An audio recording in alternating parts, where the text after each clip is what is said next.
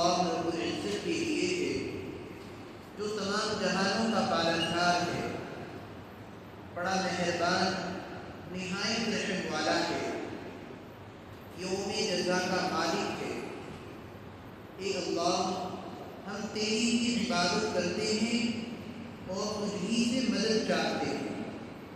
اے پروردگار، ہمیں سیدھے راستے کی ہدایت فرما، ان لوگوں کا راستہ جن پر آپ نے انعام کیا، نہ کہ ان لوگوں کا راستہ جن پر آپ کا غضب نازل کیا گیا، اور نہ ہی گمراہ لوگوں کا راستہ۔ یہ سورۃ الفاتحہ ہے جو قرآن کریم کے سب سے شروع میں درج کی گئی ہے، اور قرآن کریم نازل جب ہوا تو نزول کے اعتبار سے مکمل نازل ہونے والی یہ سب سے پہلی سورت ہے۔ سب سے شروع میں تو سورہ علق کی ابتدائی آیتیں نازل ہوئی، اقرأ بسم ربک الذی خلق خلق الانسان من علق، 5 آیتیں سب سے پہلے نازل ہوئی۔ اس کے بعد سورہ مزمل کی کچھ آیتیں نازل ہوئی، لیکن ان دونوں میں سے کوئی بھی سورت مکمل نازل نہیں ہوئی، کچھ آیتیں ان کی نازل کی گئی۔ سب سے پہلے 114 سورتوں میں جو سورت نازل کی گئی وہ سورۃ الفاتحہ ہے جو مکمل نازل ہوئی۔ اس سورت کی فضیلت، اس کی اہمیت اور اس کی افادیت پر کلام کرنے سے پہلے میں مناسب سمجھتا ہوں کہ آج چونکہ یہ ہماری پہلی نشست ہے تو قرآن کریم کے تعلق سے اور قرآن کریم کی تفسیر کے تعلق سے کچھ ضروری باتیں آپ حضرات کے سامنے عرض کر دوں، تاکہ آگے جب ہمارا یہ سلسلہ دراز ہو اور تفسیر کا یہ سلسلہ آگے بڑھے تو آپ لوگوں کو قرآن کریم کی تفسیر سمجھنے میں آسانی ہو۔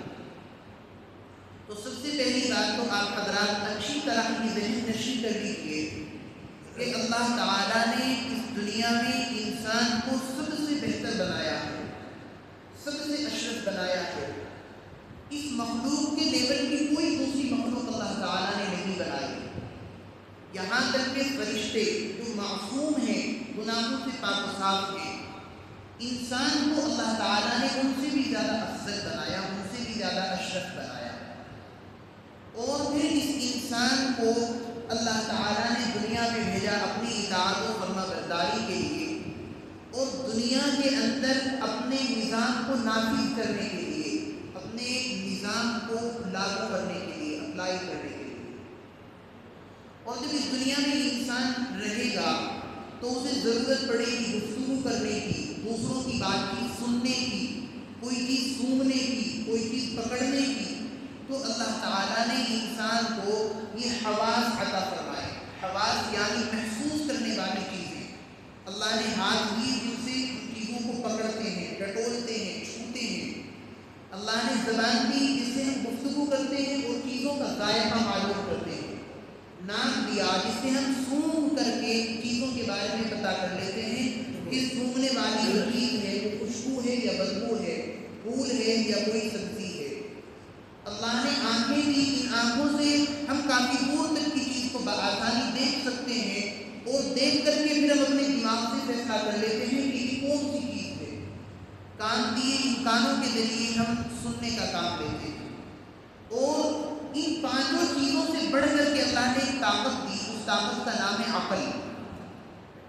یہ 5 چیزیں ایک دائرے میں کام کرتی ہے، عقل ان سے زیادہ آگے بڑھ کر کے کام کرتی ہے، عقل فیصلہ لیتی ہے۔ لیکن عقل کے کام کرنے کے لیے ایک لمٹ ہے، لمیٹیشن کے تحت عقل کام کرتی ہے۔ ایسا نہیں ہے کہ ان لمیٹڈ کام کرتی ہو عقل، نہیں، بلکہ عقل کا جو کام ہے وہ لمیٹڈ ہے۔ مثال کے طور پر آپ یہاں مسجد میں بیٹھے ہوئے ہیں اور برابر میں ایک سڑک ہے، آپ اگر وہاں جا کر کے کھڑے ہو جائیں، اپنی آنکھوں سے دیکھیں کہ اس سڑک سے کوئی گزر رہا ہے، یہ سڑک خالی ہے، تو آپ کو علم ہو جائے گا۔ لیکن یہاں بیٹھ کر کے آپ اپنی عقل سے فیصلہ کریں کہ سڑک پر کوئی جا رہا ہے یا نہیں، سڑک خالی ہے یا بھری ہوئی ہے، آپ کی عقل اس کا فیصلہ نہیں کر سکتی۔ تو بہت ساری چیزیں ایسی ہوتی ہیں جہاں جا کر کے عقل کے کام کرنے کی لمٹ ختم ہو جاتی ہے اور اس سے آگے بڑھ کر کے عقل فیصلہ نہیں کر پاتی. جہاں عقل رک جاتی ہے، عقل ٹھہر جاتی ہے اور انسانی دماغ ہتھیار ڈال دیتا ہے، اس سے آگے علم کی ایک اور شکل ہے جو اللہ رب العزت نے نازل کی ہے، وہ ہے وحی. اللہ کا اپنے نبیوں اور رسولوں کے پاس اپنا پیغام بھیجنا، اپنا کلام بھیجنا. تو یہ قرآن کریم بھی وحی ہے، اللہ کی طرف سے اتارا گیا ہے. تو جب ہماری عقل لمیٹڈ ہے، انلمٹ نہیں ہے، تو یہاں سب سے اہم اور ضروری پوائنٹ آپ یہ سمجھ لیجیے کہ پھر قرآن کریم کی ہر بات کا عقل میں سما جانا بھی ممکن نہیں ہے. بہت ساری باتیں ایسی ہو سکتی ہیں اللہ کی اور وحی کی کہ وہ برحق ہیں لیکن ہماری عقل میں نہیں آتی، اس لیے کہ عقل کا ایک محدود دائرہ ہے، ایک لمٹ ہے. عقل اسی لمٹ کے اندر کام کرے گی اور وہی اس لمٹ کے اندر اور باہر دونوں جگہ کی چیزوں کے بارے میں ہماری رہنمائی کرے گی. جب آپ نے یہ بات سمجھ لی تو اگلی بات آپ یہ سمجھیے کہ اللہ رب العزت کی طرف سے ہمارے پیغمبر محمد مصطفیٰ احمد مجتبیٰ صلی اللہ علیہ وسلم پر جو وحی آئی ہے وہ کس کس طرح کی وحی آئی ہے. اس سلسلے میں جب ہم احادیث سے رہنمائی طلب کرتے ہیں تو حضرت عائشہ صدیقہ رضی اللہ عنہا کی حدیث بخاری شریف کے اندر ملتی ہے. حضرت عائشہ صدیقہ رضی اللہ عنہا فرماتی ہیں کہ حضور نے فرمایا کہ کبھی کبھی مجھے گھنٹیوں جیسی آواز سنائی دیتی ہے، جیسے لگاتار گھنٹیاں بج رہی ہوں، اور یہ شکل وحی کی میرے لیے سب سے زیادہ مشکل ہوتی ہے، سب سے زیادہ زور پڑتا ہے اس کا میری طبیعت پر، میرے جسم پر. اور جب وہ آواز آنی بند ہو جاتی ہے تو جو کلام میرے پاس بھیجا گیا تھا وہ کلام میں سمجھ چکا ہوتا ہوں اور اس کو محفوظ کر لیتا ہوں. تو ایک شکل تو یہ وحی کی کہ حضور کے پاس گھنٹیوں جیسی آواز آتی تھی اور اس میں آپ کو رہنمائی کی جاتی تھی. دوسری شکل یہ تھی کہ حضرت جبرائیل علیہ السلام کسی انسانی شکل میں انسان کا روپ دھار کر کے حضور کے سامنے مجلس میں تشریف لے آتے تھے اور آ کر کے اللہ کا کلام سنا دیتے تھے. چنانچہ روایت میں ہے کہ سب سے زیادہ حضرت دحیہ کلبی رضی اللہ عنہ کی شکل میں حضرت جبرائیل تشریف لاتے تھے، اور اس کے علاوہ دوسری شکلوں میں بھی تشریف لائے ہیں. جیسا کہ آپ نے حدیث پڑھی ہوگی کہ ایک مرتبہ ایک صاحب آئے اور ان کے نہ تو لباس پر کوئی سفر کا نشان تھا، نہ ان کے بال بکھرے ہوئے تھے، بالکل بہترین سجے دھجے انداز میں وہ شخص آئے، آ کر کے حضور کے بالکل قریب بیٹھ گئے اور بہت سارے سوالات کیے حضور سے. اس حدیث کو حدیث جبرائیل کہا جاتا ہے. تو اس طریقے سے مسافروں کے بھیس میں بھی حضرت جبرائیل تشریف لاتے تھے. ایک قسم وحی کی یہ ہوتی تھی کہ حضرت جبرائیل علیہ السلام خود اپنی اصل صورت میں ہمارے پیغمبر کے سامنے آتے تھے. آمنے سامنے فیس ٹو فیس انسان کا اور فرشتے کا آمنا سامنا ہوتا تھا. حضرت جبرائیل علیہ السلام اللہ کا کلام آپ کو سناتے تھے اور آپ سن کر اسے محفوظ کر لیتے تھے. لیکن یہ یاد رکھیں کہ ایسا پوری زندگی میں حضور کی صرف 3 موقعوں پر ہوا ہے، اور تیسرے موقع میں بھی اختلاف محدثین و مفسرین کا 2 موقع تو ایسے ہیں اس میں تمام علماء کا اتفاق ہے کہ ہاں 2 مرتبہ حضرت جبرائیل آپ کے سامنے اصل صورت میں آئے ہیں. ایک مرتبہ تو اس وقت جب آپ غار حرا میں تشریف فرما تھے، سب سے پہلی وحی آپ کے اوپر آئی تھی. اور دوسری مرتبہ معراج کی رات میں جب حضور علیہ السلام کو معراج کی سیر کرائی گئی آسمانوں پر اور جنت و جہنم وغیرہ کی طرف آپ کو لے جایا گیا، اس وقت آپ نے اپنی اصل شکل میں دی. اور کبھی کبھی ایسا ہوتا تھا کہ اللہ رب العزت کے حکم سے آپ کے دل میں کوئی بات ڈال دی جاتی تھی، کوئی مضمون آپ کے دل میں القاء کر دیا جاتا تھا اور وہ مضمون آپ لوگوں کے سامنے بیان کر دیتے تھے. اسی کو الہام بھی کہا جاتا ہے. تو یہ چند شکلیں کی وحی تھی جو حضور علیہ السلام پر آتی تھی. اب وحی سے آگے بڑھیے اور آگے بڑھ کر کے قرآن کریم کے بارے میں 1-2 باتیں جان لیجیے. قرآن کریم کو جو نازل کیا گیا ہے وہ 2 مرتبہ نازل کیا گیا ہے. ایک مرتبہ لوح محفوظ سے آسمان دنیا پر نازل کیا گیا، آسمان دنیا یعنی سب سے نچلا آسمان جو دنیا کے سب سے قریب ہے، وہاں پر ایک جگہ ہے اور اس کو البیت المعمور کہا جاتا ہے۔ خانہ کعبہ جو ہمارا قبلہ ہے، خانہ کعبہ کے بالکل سیدھ میں آسمان دنیا پر وہ البیت المعمور ہے، اور فرشتے اس کا طواف کرتے ہیں، وہ فرشتوں کا قبلہ ہے۔ تو لوح محفوظ سے البیت المعمور پر قرآن کریم کو نازل کیا گیا، مکمل قرآن کریم۔ اور یہ جو قرآن اترا ہے پورا کا پورا، یہ شب قدر میں اترا ہے۔ جو قرآن کریم کے اندر اللہ نے سورۃ اتاری ہے، سورۃ القدر، اِنَّا أَنزَلْنَاهُ فِي لَيْلَةِ الْقَدْرِ وَمَا أَدْرَاكَ مَا لَيْلَةُ الْقَدْرِ، وہاں جو قرآن کریم اترنے کی بات ہے وہ پورے قرآن کے اترنے کی بات ہے۔ اور دوسری جو ترتیب ہے قرآن کے اترنے کی وہ ہے تھوڑا تھوڑا، کبھی کوئی ایک آیت آ گئی، کبھی 3 آیتیں، کبھی 10 آیتیں، کبھی 20 آیتیں، کبھی پوری سورت، کبھی آدھی سورت۔ ضرورت کے اعتبار سے وقتاً فوقتاً اللہ تعالیٰ نے فرشتوں کے ذریعے اس قرآن کو ہمارے پیغمبر علیہ السلام پر نازل کیا۔ یہ جو بعد والی ترتیب ہے اس میں 23 سال لگے ہیں نازل ہوئے۔ 40 سال کی عمر میں آپ کو نبوت ملی اور 63 سال کی عمر میں آپ کا انتقال ہوا، اس دنیا سے آپ رخصت ہو گئے۔ تو 23 سالہ دور میں یہ قرآن کریم مکمل اتارا گیا۔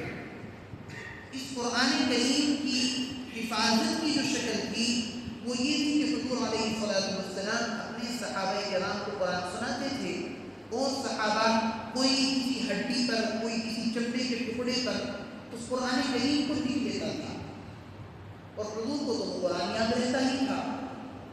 تو اس طریقے سے مختلف آیتیں مختلف صحابہ کے پاس لکھی ہوئی محفوظ تھی، اور قرآن کریم کو باضابطہ کتاب کی شکل میں لکھ کر کے ایک جگہ اکٹھا کر کے محفوظ نہیں کیا گیا تھا۔ لیکن جیسے جیسے اسلام ترقی کرتا گیا تو مسلمانوں کے دشمن بھی بڑھتے گئے، اور کئی جنگیں ایسی ہوئی کہ اس میں قرآن کریم کے حافظوں کی، قرآن کریم کے قراء کی بڑی تعداد شہید ہو گئی، اور صحابہ کرام میں آپس میں یہ بات آنے لگی، اور یہ بات صحابہ کی زبان سے نکلی کہ خدا نہ خواستہ اگر اس طریقے سے 2-4 مرتبہ وہ قرآن کے حافظوں کی جماعت دنیا سے رخصت ہو گئی تو قرآن کی حفاظت بہت دشوار ہو جائے گی، مشکل ہو جائے گی۔ تو قرآن کریم کو اکٹھا کیا جائے، ایک جگہ قرآن کو محفوظ کر دیا جائے۔ یہ قرآن کریم کے بارے میں رائے سامنے آئی۔ اب اس رائے پر عمل کون کرے؟ سارے کے سارے صحابہ اپنا دامن پیچھے ہٹانے لگے، دامن اپنا کھینچنے لگے کہ یہ کام اللہ کے نبی کے زمانے میں نہیں ہوا تو اس کو ہم نہیں کریں گے۔ لیکن آخر کار تمام کے مشوروں سے یہی تجویز پاس ہوئی کہ ہم قرآن کریم کو محفوظ کر لینا، قرآن کریم کو ایک جگہ جمع کر لینا، یہی بات امت کے حق میں زیادہ مناسب ہے۔ تو قرآن کریم محفوظ کیا گیا، اور قرآن کریم کی جو موجودہ شکل ہے یہ حضرت عثمان غنی رضی اللہ عنہ کے زمانے میں ترتیب پائی۔ یہ بات ہوئی قرآن کریم کے نازل ہونے کے تعلق سے۔ ایک اہم بات وہ سن لیجیے، اور اس کے بعد پھر سورہ فاتحہ کی تفسیر شروع کریں گے۔ وہ اہم بات یہ ہے کہ قرآن کریم کے نزول کی کئی قرأتیں ہیں۔ مثال کے طور پر یہ آیت ہے سورہ فاتحہ کی 3ری آیت، مالک یوم الدین۔ تو یہ قرأت تو یہی ہے جو ہم پڑھتے ہیں، مالکی۔ ایک قرأت اس میں ملکی ہے، ملک یوم الدین، بی کے زبر کے ساتھ۔ اسی طریقے سے آپ نے ایک آیت پڑھی ہوگی 12ویں پارے میں، یا اس میں وہاں کھڑے زیر کو مجہول پڑھا جاتا ہے، بسم اللہ مجریہا و مرساہا۔ مجریہا نہیں پڑھتے، اس کو مجریہا پڑھتے ہیں۔ لیکن دوسرے بات نہیں نمائش ہیں کہ ان کے نزدیک زبر میں بھی امالہ ہوتا ہے، چنانچہ والشمس وضحاہا کو وہ ضحیہا پڑھتے ہیں، والقمر اذا تلاہا کو والقمر اذا تلیہا پڑھتے ہیں۔ اب یہ جو قرأتوں کا اختلاف ہے، بعض لوگ ناواقفیت کی وجہ سے اگر کسی آدمی کو اس طرح قرآن کریم پڑھتا ہوا دیکھ لیتے ہیں تو سمجھتے ہیں کہ یہ تو کوئی بدعت ہے، کوئی ناجائز کام اس نے کر دیا۔ تو اس حوالے سے بھی آپ کو حدیث شریف ذہن میں رکھنی چاہیے کہ حضرت جبرائیل علیہ السلام تشریف لائے تھے ہمارے پیغمبر کے پاس، اور آ کر کے حضرت جبرائیل علیہ السلام نے فرمایا تھا کہ اللہ تعالیٰ نے قرآن کریم کو 2 قرأتوں کے ساتھ آپ کی امت کے لیے پڑھنے کی اجازت دی ہے۔ تو حضور علیہ السلام نے ارشاد فرمایا کہ میں اللہ سے مغفرت چاہتا ہوں، استغفار کرتا ہوں، اور اپنی امت کے حق میں اس سے زیادہ وسعت طلب کرتا ہوں، یہ تو تنگی ہو جائے گی۔ تو حضرت جبرائیل علیہ السلام پھر تشریف لائے اور پھر 3 قرأتوں کی اجازت ملی۔ آپ نے پھر یہ نہیں فرمایا، وہ پھر گئے، پھر آئے، اور اس طرح یہ سلسلہ چلتا رہا یہاں تک کہ 7 قرأتوں کی اجازت مل گئی۔ چنانچہ حدیث ہے، آپ نے فرمایا ان هذا القرآن انزل على 7 احرف، کہ بے شک یہ قرآن کریم 7 طریقوں پر نازل کیا گیا ہے، 7 قرأتیں ہیں اسے پڑھنے کی۔ جس طریقے سے فقہ کے 4 مشہور امام ہیں، سب جانتے ہیں، امام ابو حنیفہ رحمۃ اللہ علیہ، امام مالک رحمۃ اللہ علیہ، امام شافعی رحمۃ اللہ علیہ، امام احمد بن حنبل رحمۃ اللہ علیہ۔ اسی طرح قرآن کریم کی جو قرأت ہے اس کے 7 امام ہیں، لوگ نہیں جانتے یہ بات۔ قرآن کریم کی قرأت کے 7 امام ہیں، ان میں سے جو طریقہ ہم لوگوں کے پڑھنے کا ہے، بلکہ یہ کہیے کہ دنیا میں اکثر لوگوں کے پڑھنے کا جو طریقہ ہے وہ امام عاصم رحمۃ اللہ علیہ کا طریقہ ہے، عین سے عاصم۔ 7 قرأتیں مشہور ہیں، ان کے علاوہ 3 قرأتیں اور بھی ہیں، لیکن وہ اتنی مشہور نہیں ہیں جتنی یہ 7 قرأتیں مشہور ہیں۔ یعنی یہ 4 امام بہت مشہور ہیں فقہ کے، لیکن ان کے علاوہ کچھ ائمہ اور بھی ہیں وہ مشہور نہیں ہیں، امام سفیان ثوری وغیرہ بڑے امام ہیں، لیکن ان کا جو مسلک ہے وہ مشہور نہیں ہوا۔ اسی طرح قرأت کے معاملے میں 7 قرأتیں تو مشہور ہیں، ان کے پڑھنے والے لوگ دنیا میں موجود ہیں، لیکن ان کے علاوہ 3 قرأتیں اور بھی ہیں، لیکن وہ قرأتیں اتنی مشہور نہیں ہوئی۔ تو ٹوٹل قرأتیں 10 پائی جاتی ہیں، 10 طریقوں سے قرآن کریم کی تلاوت ہوتی ہے دنیا میں۔ تو اگر کسی دوسرے طریقے پر آپ قرآن کریم کسی کو پڑھتا ہوا دیکھیں، کسی کی تلاوت سنیں، تو سن کر یہ نہ سمجھیں کہ وہ قرآن کریم کو غلط طریقے پر پڑھ رہا ہے، نہیں، بلکہ وہ بھی قرآن کریم کے نازل ہونے کا ایک طریقہ ہے، نزولی طریقے پر وہ بھی قرآن کریم پڑھ رہا ہے۔ یہ چند آیتیں، چند باتیں تھی جو ضروری تمہید کے طور پر میں نے آپ کے سامنے عرض کی۔ اب قرآن کریم کی تفسیر کے تعلق سے ایک بات ذہن میں رکھی، تفسیر شروع ہو رہی ہے کہ قرآن کریم کی تفسیر کا جو اصول ہے وہ اصول یہ ہے، حضور نے خود بیان فرمایا القرآن یفسر بعضہ بعضا، کہ قرآن کریم کی بعض آیتیں دوسری بعض آیتوں کی تفسیر کرتی ہیں۔ جیسے چند دنوں پہلے فجر میں ایک آیت آئی تھی، اس وقت میں نے بتایا تھا کہ یہ سورہ فاتحہ کی ایک آیت ہے، اہدنا الصراط المستقیم صراط الذین انعمت علیہم، اے اللہ ہمیں سیدھا راستہ دکھا، ان لوگوں کا راستہ جن پر آپ نے انعام کیا۔ وہ کون لوگ ہیں جن کے راستے پر چلنے کی ہم اللہ سے ہر نماز میں دعا مانگ رہے ہیں؟ ہر نماز کی ہر رکعت میں دعا مانگی جاتی ہے۔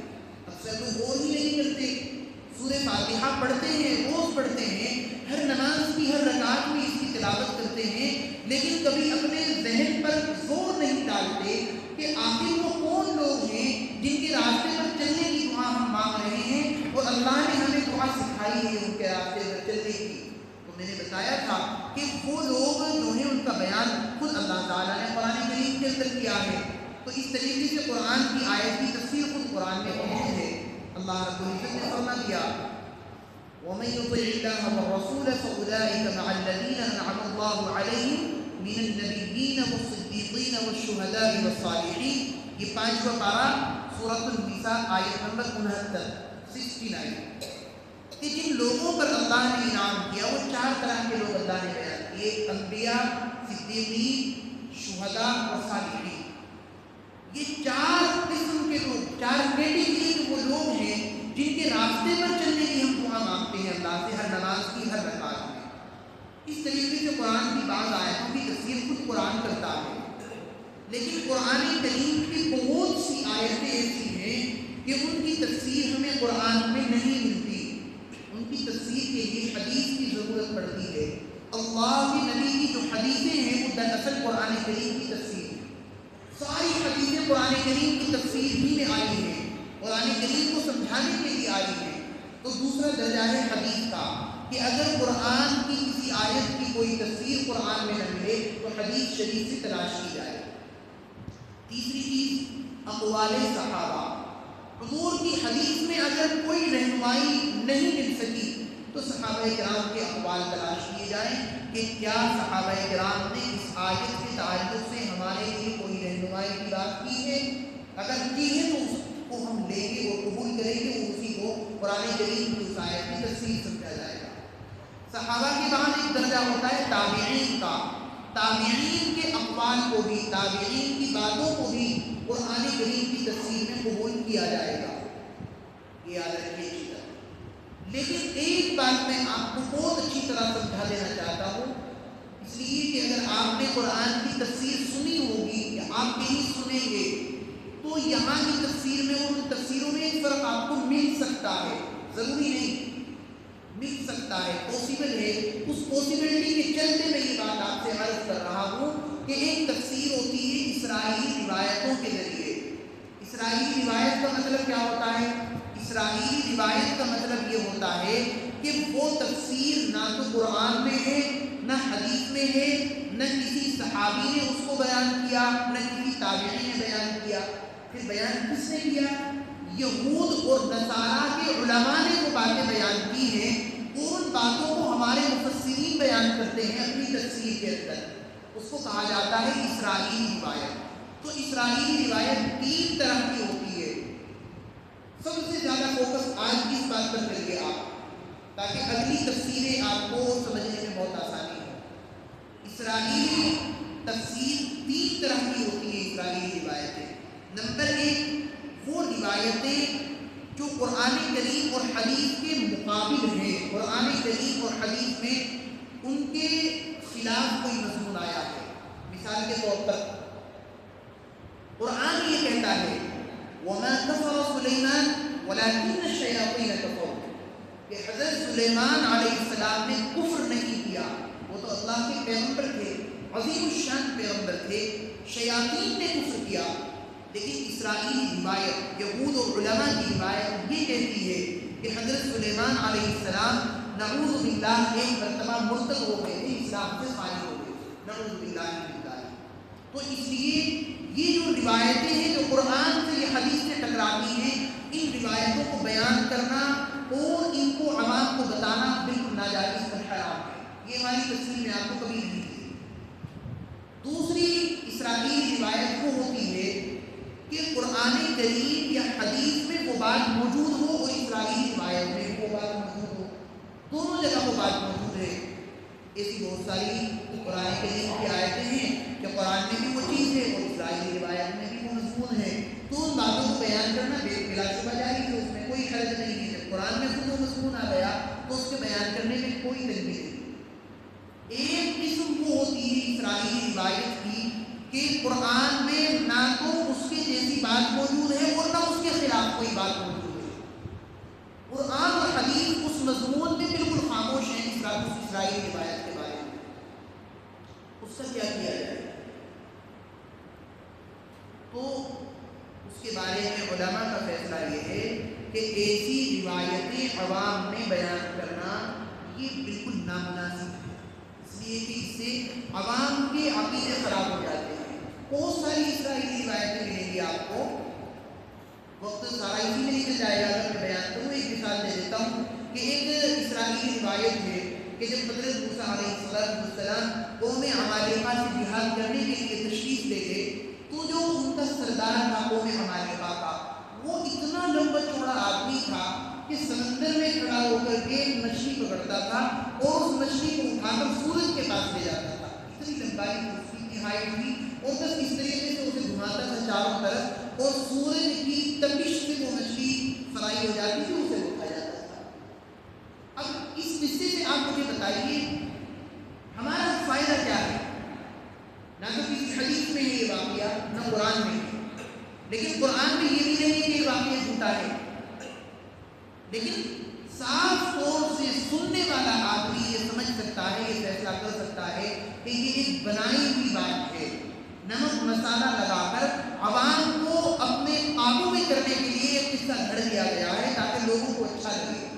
جو قصہ کو واعظین ہوتے ہیں نا، جو اپنی تقریروں میں صرف قصے کہانیاں بیان کرتے ہیں، ان کا کام ہوتا ہے اس طرح کی روایتوں کو پرموٹ کرنا، لوگوں کے اندر ان چیزوں کو بڑھانا. تو ان روایتوں کو پھیلانے سے بچنا چاہیے. ہماری تفسیر میں یہ چیزیں آپ کو نہیں ملے گی. سیدھے سیدھے لفظوں میں آپ کو بتا دیتا ہوں کہ یہاں قرآن کی تفسیر میں یا تو قرآن کی آیت پیش کی جائے گی، یا حدیث پیش کی جائے گی، یا کسی صحابی کا قول پیش کیا جائے گا، یا تابعی کا قول پیش کیا جائے گا. اس سے نیچے درجے کی بات انشاءاللہ تعالی یہاں نہیں کی جائے گی. اب دیکھیے قرآن کریم، بسم اللہ الرحمن الرحیم. یہ بسم اللہ الرحمن الرحیم جو ہر سورت کے شروع میں پڑھی جاتی ہے، اس کے بارے میں علماء میں آپس میں اختلاف ہے. بعض علماء یہ فرماتے ہیں کہ یہ بسم اللہ الرحمن الرحیم ہر سورت کا جز ہے، ہر سورت کا پارٹ ہے. اور بعض علماء یہ فرماتے ہیں کہ یہ ہر سورت کا پارٹ نہیں ہے، بلکہ اس کو ہر سورت کے شروع میں پڑھنا سنت ہے. اور سورۃ النمل میں 19ویں پارے میں اِنَّهُ مِن سُلَيْمَانَ وَإِنَّهُ بِسْمِ اللَّهِ الرَّحْمَنِ الرَّحِيمِ، وہاں یہ آیت پوری کی پوری آیت کے بیچ میں موجود ہے. تو وہاں سب کا اتفاق ہے، سب علماء مانتے ہیں کہ یہاں اس سورت کا حصہ ہے، اس سورت کا پارٹ ہے بسم اللہ الرحمن الرحیم. اللہ کے نبی علیہ السلام کی حدیث ہے، کل امر ذی بال لم یبدأ ببسم اللہ فهو اخطأ وابتر، کہ ہر وہ اہم کام جس کے شروع میں بسم اللہ نہ پڑھی جائے، اللہ کے نام سے اسے شروع نہ کیا جائے، خیر و برکت سے اس کام کو ہٹا دیا جاتا ہے. تو کوئی بھی اہم کام دنیا کا ہو یا دین کا آپ شروع کرنے لگے تو اللہ کے نام سے شروع کریں. مومن اور کافر کے اعمال میں یہی فرق ہوتا ہے. رزق وہ بھی کماتا ہے اور روٹی وہ بھی کھاتا ہے، لیکن وہ کھاتا ہے اپنے مزے کے لیے.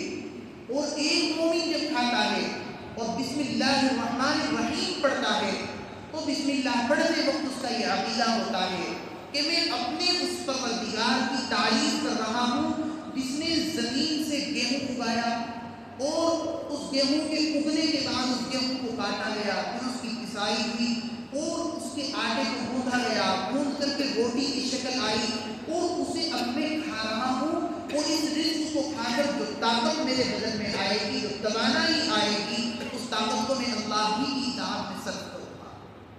یہ دونوں کے درمیان بنیادی فرق ہوتا ہے. انسان سونے کے لیے بستر پر جاتا ہے، مومن بھی سوتا ہے، کافر بھی سوتا ہے، لیکن دونوں کی نیند میں فرق ہے. وہ سوتا ہے اپنے جسم کے سکون کی خاطر سے، اور کوئی مقصد نہیں ہوتا، اس کا مقصد ہوتا ہے آرام طلبی. لیکن ایک مومن جب بستر پر جاتا ہے اور وہ کہتا ہے اللہم بسمک اموت و احیا، کہ اے اللہ تیرے ہی نام سے سوتا ہوں، تیرے ہی نام سے جاگتا ہوں، تیرے ہی نام پر جیتا ہوں، تیرے ہی نام پر مرتا ہوں. تو اس کا عقیدہ یہ ہوتا ہے کہ اب تک نیند میرے اوپر غالب نہیں تھی، میں کام کاج کر رہا تھا، یہ بھی اللہ کی قدرت تھی.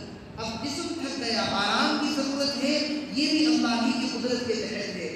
میں آرام کروں گا، اللہ کی قدرت سے میرے بدن کو طاقت ملے گی، اور میں دوبارہ دین اور دنیا کے کاموں میں مشغول ہو جاؤں گا. ہر کام کے بارے میں آپ یہی سمجھ لیجیے کہ ہر کام کی شروعات بسم اللہ سے کرنی چاہیے. الحمدللہ رب العالمین، تمام تعریفیں اللہ کے لیے ہیں جو تمام جہانوں کا پالنہار ہے. تعریف کسی کی بھی ہو، وہ تعریف در حقیقت اللہ ہی کی تعریف ہوتی ہے. کوئی آدمی قرآن کریم بہت اچھا پڑھتا ہو اور آپ سن کر بھی یہ کہیں کہ ماشاءاللہ بہت عمدہ قرآن کریم ہے، تو وہ دراصل اس قاری کی تعریف نہیں، بلکہ وہ تعریف اللہ کی ہے. اس لیے کہ وہ خوبی، وہ صلاحیت اور وہ قابلیت اللہ نے ہی اس انسان کے اندر ودیعت رکھی ہے. نہیں تو بولتے تو سب ہیں، پڑھتے تو سب ہیں، لیکن آواز کے اندر وہ حسن اور آواز کے اندر وہ جادوئی تاثیر وہ ہر کسی کے پاس نہیں. اسی طریقے سے کوئی آدمی ہے اور وہ کسی کام کو بہت اچھے انداز میں کرتا ہے، مکان بہت اچھا بناتا ہے. کوئی آدمی ہے اور وہ شیشے کا فریم بہت اچھا بناتا ہے، آپ اس کی تعریف کر رہے ہیں، وہ تعریف بھی در حقیقت اللہ ہی کی تعریف ہے، اس لیے کہ وہ ہنر اور وہ ٹیلنٹ اللہ رب العزت کا عطا کیا گیا ہے. نہیں تو جب ہم سب ماں کے پیٹ سے اس دنیا دنیا میں آئے ہم سب ننگے تھے، ہمارے جسم پر لباس کا ایک ذرہ برابر ٹکڑا بھی نہیں تھا، اور رونے کے علاوہ ہم لوگ کچھ نہیں جانتے تھے، ہم سب بالکل برابر تھے۔ لیکن اللہ نے اپنی عنایت سے کسی کو لکھنا سکھا دیا، کسی کو پڑھنا سکھا دیا، کسی کو قاری بنا دیا، کسی کو داعی بنا دیا، کسی کو مبلغ بنا دیا، کسی کو اللہ نے درزی بنا دیا، کسی کو مستری بنا دیا، کسی کو حاجی بنا دیا۔ یہ سب اللہ رب العزت کے قدرت کا کرشمہ ہے۔ تو تمام تعریفیں اللہ کے لیے ہیں۔ اور اللہ کون ہے؟ خود اللہ اپنا انٹروڈکشن کرا رہا ہے، اپنا تعارف اللہ خود کرا رہا ہے۔ اللہ تمام جہانوں کا پالنہار ہے، تمام جہانوں کا، آسمانوں کا، زمینوں کا، دریاؤں کا، ہواؤں کا، صحراؤں کا، بادلوں کا، طوفان کا، ہر چیز کا مالک اللہ، ہر چیز کا رب اللہ، ہر چیز کے نظام کو سنبھالنے والا اللہ، کائنات کو بنانے والا اور بنانے کے بعد اس کے نظام کو کنٹرول کرنے والا وہ صرف اور صرف اللہ۔ اور جب کوئی انسان کسی چیز کا مالک ہو، کسی چیز کا مالک ہو، تو اس مالک کو کیسا ہونا چاہیے؟ اس مالک کو اتنا بااختیار، اتنا پاورفل ہونا چاہیے کہ اس کے نظام پہ کوئی دخل دینے کی کوشش کرے تو نہ دے سکے، اس سے کوئی ٹکرانے کی جرت نہ کر سکے، اور وہ خود اتنا پاورفل ہو کہ اس کے اندر کوئی عیب نہ ہو، کوئی کمزوری نہ ہو۔ اور جب آپ اللہ کا تعارف قرآن کریم کے اندر پڑھیں گے تو اللہ کا تعارف آپ ایسا ہی پائیں گے، اللہ کا انٹروڈکشن آپ ایسا ہی پائیں گے۔ اللہ نے اپنا جو سب سے تفصیلی تعارف کرایا ہے وہ تیسرے پارے میں آیت الکرسی کے اندر کرایا ہے۔ مختصر طور پر میں آپ کو بتا دیتا ہوں، وقت ہو چکا ہے۔ اللہ تعالیٰ فرماتے ہیں اللہ لا الہ الا ہو، صرف ترجمے پر اکتفا کیجیے کہ اللہ وہ ہے، اس کے علاوہ کوئی معبود نہیں، وہ زندہ ہے، نظام کو سنبھالنے والا ہے، نہ اسے اونگ آتی ہے نہ نیند آتی ہے، آسمان بھی اسی کے، زمین بھی اسی کی، اور اس کی اجازت کے بغیر کوئی اس کے دربار میں سفارش کرنے کی جرت بھی نہیں کر سکتا، اور وہ تمہارے سامنے اور پیچھے کی تمام چیزوں کو جانتا ہے، اور کوئی بھی اس کے علم کا احاطہ نہیں کر سکتا۔ اس کی کرسی آسمانوں اور زمین سے زیادہ وسیع ہے۔ یہ اللہ کا نظام ہے، اللہ کی قدرت ہے، اس کی قدرت کے برابر کسی کی قدرت نہیں۔ الرحمن الرحیم، وہ بڑا مہربان ہے، نہایت رحم والا ہے۔ الرحمن، یہ جو رحمان لفظ ہے اس کے بارے میں مسئلہ یاد رکھیے کہ رحمان اللہ کے علاوہ کسی کو بھی کہنا جائز نہیں ہے۔ بہت سارے لوگ ہیں ان کا نام ہے فضل الرحمان، اور لوگ ان کو رحمان کہہ کر کے آواز دیتے ہیں۔ کسی کا نام ہے عبد الرحمان، اور ان کو رحمان کہہ کر کے پکارا جاتا ہے، بالکل ناجائز اور حرام ہے، پکارنے والا گنہگار ہوگا۔ اس لیے ہمیشہ یاد رکھیں کہ کسی بھی انسان کو رحمان کہہ کر پکارنا جائز نہیں ہے، یہ لفظ اللہ کے ساتھ خاص ہے۔ اور دوسرا جو لفظ ہے الرحیم، الرحیم کا جو لفظ ہے اللہ کے علاوہ قرآن کریم میں حضور کے لیے بھی آیا ہے، بالمؤمنین رؤوف الرحیم۔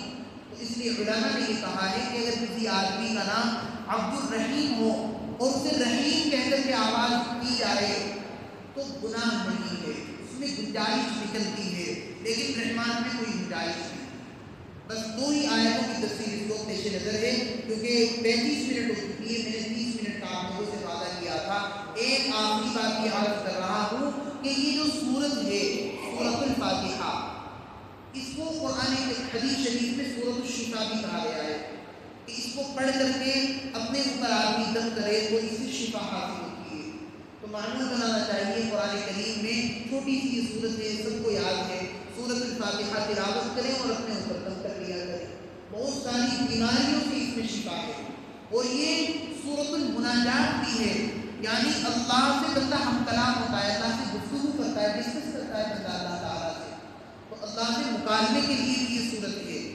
اور سورۃ الفاتحہ جو اس کا نام ہے ہی، سورۃ الفاتحہ کا مطلب سب سے شروع کی صورت، قرآن کریم میں سب سے شروع میں یہ ہے۔ اور ایک اہم بات اور ہے اس صورت کی جو کسی اور صورت کی نہیں ہے 114 صورتوں میں، وہ یہ ہے کہ یہ اکیلی صورت ہے جو ہر نماز کی ہر رکعت میں پڑھی جاتی ہے، اس کے علاوہ کوئی اور صورت نہیں ہے۔ اسی لیے یہ جو 7 آیتیں ہیں ان کو کہا جاتا ہے 7 مثانی، بار بار پڑھی جانے والی 7 آیتیں. قرآن میں بھی اللہ رب العزت نے فرمایا ہے وَلَقَدْ آتَيْنَاكَ سَبْعًا مِنَ الْمَثَانِي کہ ہم نے آپ کو 7 بار بار دہرائی جانے والی آیتیں نازل کی ہیں آپ پر اور آپ کو تحفے میں دی ہیں. تو یہ صورت بڑی عظیم الشان ہے اور پورے قرآن کریم کا خلاصہ ہے یہ صورت. اور اس صورت کا خلاصہ کیا ہے؟ اس صورت کا خلاصہ ایاک نعبد و ایاک نستعین یہ ایک آیت ہے. یہ آیت بھی بڑی اہم ہے، اس کی تفسیر لمبی ہوگی اس لیے آج رہنے دیتے ہیں. انشاءاللہ تعالی اگلے ہفتے مالک یوم الدین سے تفسیر شروع ہوگی. اللہ تعالی ہم سب کو عمل کی توفیق مرحمت فرمائے. دعا کریے تسلسل. الحمدللہ رب العالمین والصلاة والسلام علی سید الانبیاء والمرسلین وعلی